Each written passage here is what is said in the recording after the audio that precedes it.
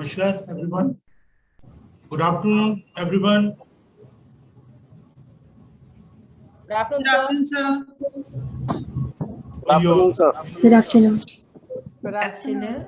God bless you, everybody. Thank you. And we warmly welcome Dr. Kalpana Gopalan, the IAS and the Additional Secretary, Karnataka Government. I also warmly welcome Bishop Dr. Waqas from Pakistan,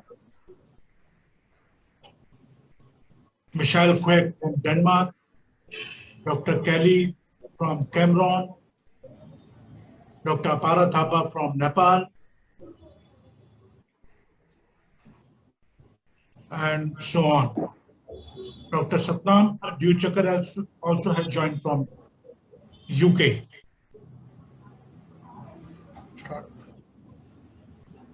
Namaste, Dr. Anthony. Could you please let Mr. Norbupasang Sherpa let in?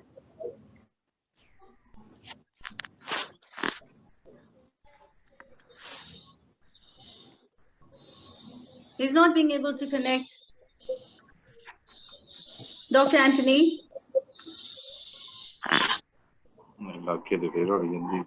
I've taken him. Are you there? Okay. Yeah, I've Thank taken. And I'll keep on taking the people. Thank you.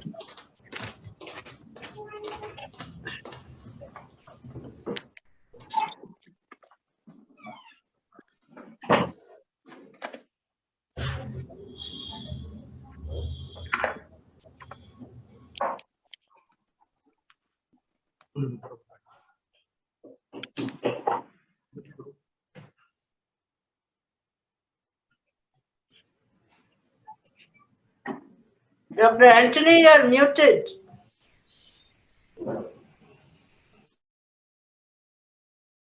Thank you very much. Thank you so much. Yeah. Because it's all new technology, not so you keep on improving ourselves. There's probably some mistake from my end. So I will definitely excuse for that, Yeah. We'll start. Unmute.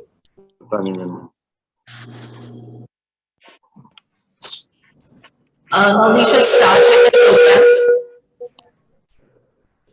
program. Very good afternoon to ladies and gentlemen. There's a disturbance coming. Yeah, there's an echo. Yes, ma'am.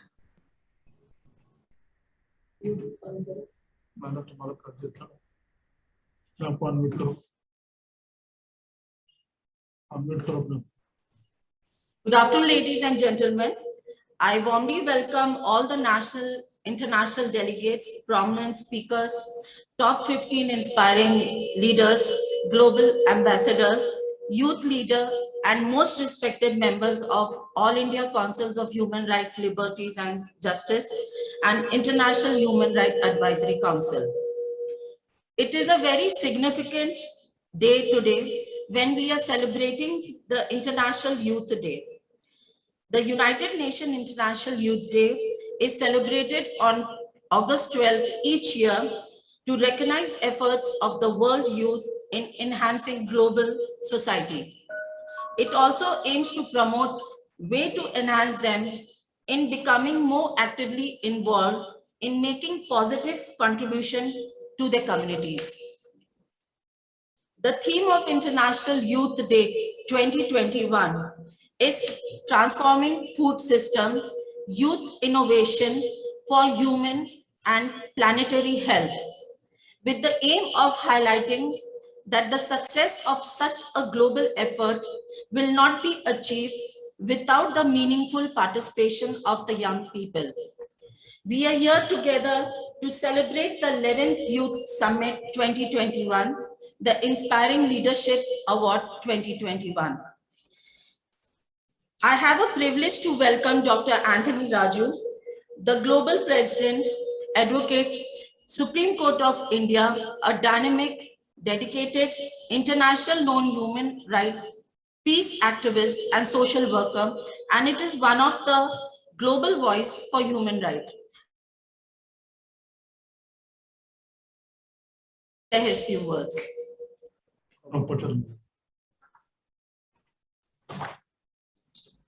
Thank you, Dr. June. for giving me so much respect. And it's an honor to be part of this prestigious summit. And will be hosting this program today. In fact, she's not well, she's with the viral, but she's agreed to host this program, and I really thankful to Dr. Junaid.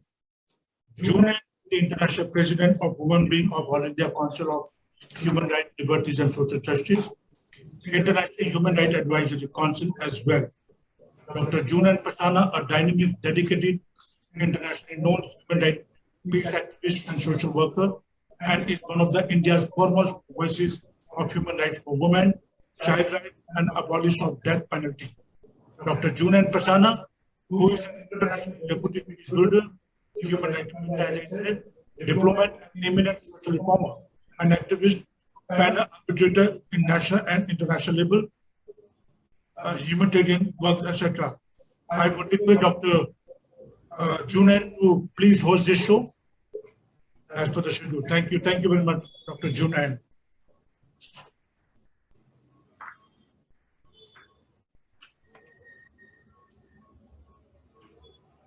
We have all our prominent speakers over here, and I welcome Dr.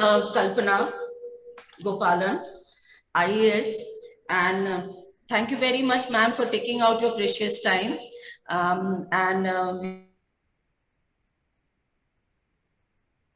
Is a composite public policy professional, practitioner, policy maker, scholar, author, volunteer, and mother.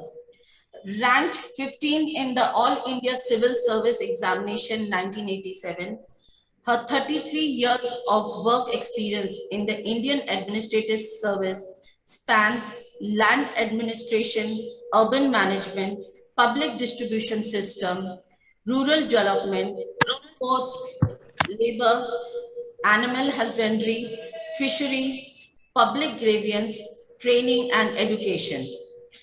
She is recognized with 7 awards for her public service, citations from 14 universities, 4 fellowship awards for her academic work, and felicitations from 9 institutions.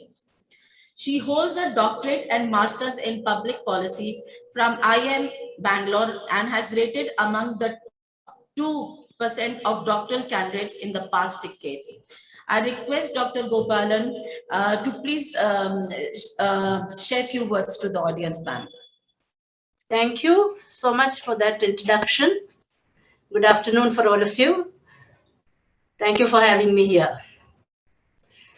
Distinguished dignitaries, organizers of the program, and dear young women and men, the future face of India and the world. Thank you for this opportunity to address such a vibrant audience.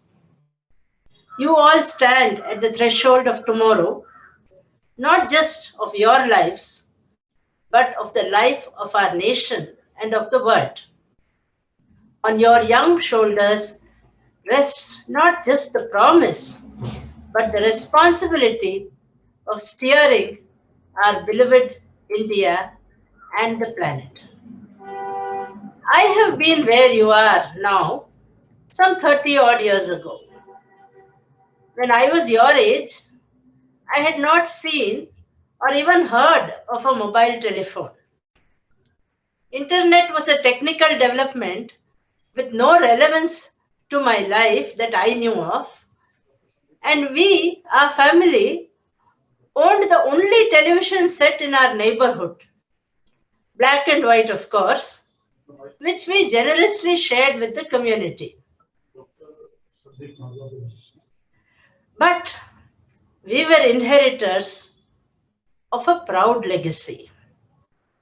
We reveled in our constitution, the leaders who made our nation independent, and our moral superiority in the community of nations. We were Indians and we were free. Sare jahan se acha, Hindustan hamara. Our Hindustan, India, is the most beautiful country in the world. we held on to the belief that India would throw off its shackles and emerge as an economic and political superpower soon. Yes, tomorrow. Flash forward to today. I recently read an article in The Guardian. India has 600 million young people and they are set to change our world. The subheadline read, "This new generation is motivated. It combines the cultural values of the traditional Asian family with the life goals of the American teenager."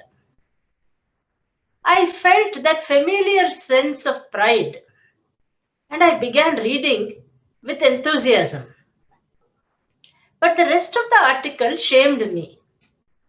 It described how Indians have made a livelihood out of call center scams, how entire towns specialize in internet scamming or purveying pornography. It appeared from the article and the comments below that article that India's so-called promise had already been written off by the rest of the world. It set me thinking, is this the legacy we wish to leave our future? Is this the image that we should project as a nation? Does success and pragmatism mean that ethics and values are to be jettisoned? Is this how we wish to grow? A country of techie whiz kids who specialize in scams. It brought home to me the importance of going back to basics. What do I want the future Indian to be? What do I want you to be? I began to draw a pen portrait of the Indian I want to see before me, the Indian I wish to be. I will share just 3 aspects of my dream Indian with you, and you can figure out the rest. And I think this will resonate with every country, how you want your citizens, your youth to be. I want my Indian to be healthy, fit and strong, physically and mentally. The Prime Minister launched the Fit India movement a couple of years ago. He aims to make fitness a part of every Indian's life. Fitness is not being either muscular or thin. It is to be able-bodied in the complete sense of the word. To make exercise, movement, part of one's daily regimen, to steer clear of both starvation and obesity. The Indian helps his fellow countrymen and women to be free of the ills of poverty, malnutrition, and morbidity. I want my Indian to be free of substance abuse or depression, to be mentally fit. We in Karnataka, Dr. Antony mentioned that I work for the government of Karnataka as an officer of the Indian Administrative Service. We implement the Yuva Spandana program, which addresses mental health issues that youth face. I therefore want my Indian mind to be free of the prejudices of class, caste, or language bias. I want my Indian to be happy. Moving on. I want my Indian to be global, global in outlook and local in action. As Gandhiji said, I do not want my house to be walled in on all sides and my windows to be stuffed. I want the culture of all lands to be blown about my house as freely as possible. But I refuse to be blown off my feet by any. Therefore, my Indian never stops learning. She cultivates a scientific temper. But at the same time, I want the engineers among you to adapt sophisticated technologies for the use of my rural people. Recently, I met a student of Harvard who had set up a solar battery system to electrify a village. Another who had developed a solar cooker costing a few hundred rupees. I want the doctors among you to bring modern medicine to the masses. I want you to learn about artificial intelligence and robotics and then see how to apply it here. My son traveled to Canada to learn advanced techniques in functional neurosurgery, which he now uses to treat poor and middle-class epilepsy patients in his hospital. It is not always necessary to travel. The television, the internet, and that forgotten treasure, books, are all awaiting your attention. Third, my Indian is ethical and socially responsible.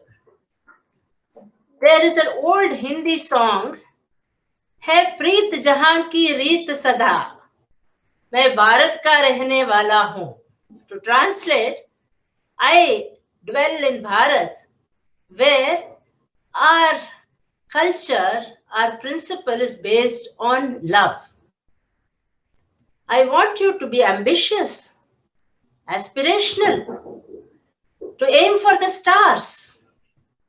But ambition is not selfishness. Aspiration is not unscrupulousness. It is the fault of my generation that we took values for granted. We did not tell you, pursue your goals through legitimate means. Jealousy. Do not hurt or harm another human being. Be humble. We simply told you, study hard, become a doctor, engineer, whatever. I am making up today for that lapse. It is not too late. You can win by playing fair. You can reach the top without trampling on another. You can rise high by extending a hand of support to someone less privileged than you, someone who needs your help. As a law student, my daughter spent her weekends giving legal aid to the poor. Now that she is a young corporate lawyer with no weekends, she volunteers her Sunday evenings at a home for abandoned animals. Extend a hand to another in friendship and comfort and never draw it back.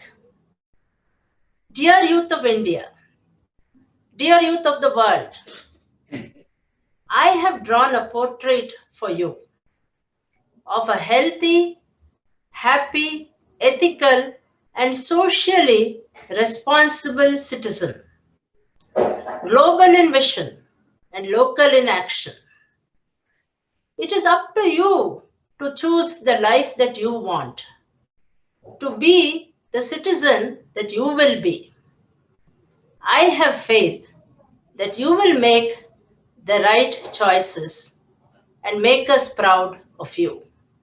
Thank you all very much. Jai Hind. Thank you very much, ma'am.